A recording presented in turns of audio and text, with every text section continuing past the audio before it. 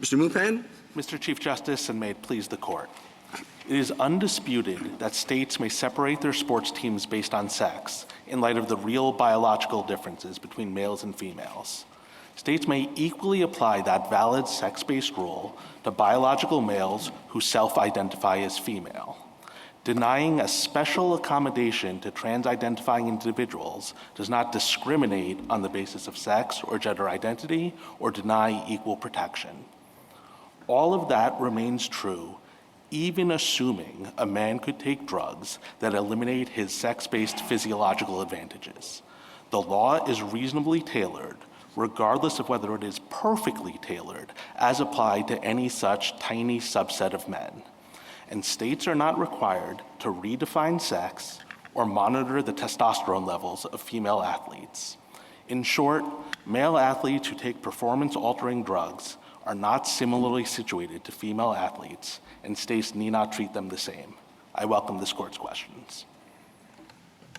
Would you elaborate on what you alluded to, and that is that whether or not a state has to, its asserted interest in classifications has to bear out in each individual case?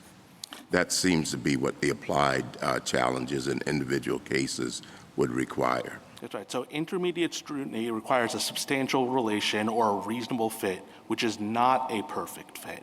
And this court has recognized, and I'd point this court to Edge Broadcasting in particular, it focused on this exact issue of if the law is substantially related in general, can an individual come in and say, well, as applied to me individually, it's not. And the court said, no, we're not going to allow you to do that because that would essentially convert intermediate scrutiny into strict scrutiny on an as-applied basis. Now, I'm not disputing that you can sometimes bring as-applied claims under intermediate scrutiny. So if, for example, you had a law that applied, this sort of law that applied to sports, but also math and also chess, it might be that as applied to math or chess, it was invalid, but it was valid as to sports because for math and chess, at the level of the classification, it's not reasonably tailored. But here, critically, everyone agrees that for sports, for 99% of men, it's reasonably tailored. It's just the 1% of trans-identifying individuals who take drugs and then those drugs are effective that's a problem. And this court's decision in Michael M. makes clear that that's not a viable as-applied claim. In Michael M., this court upheld a statutory rape law that applied differently to men than women, and the rationale was because women faced a unique risk of pregnancy. But of course, if either the male rapist or the female victim was infertile, there'd be no pregnancy. So on their theory, you could have come in and said, well, I have an as-applied claim that I was infertile, so it was okay to rape the underage girl. And this court not only rejected that, the court said it would be ludicrous to say that you could bring an as-applied claim for prepubescent girls.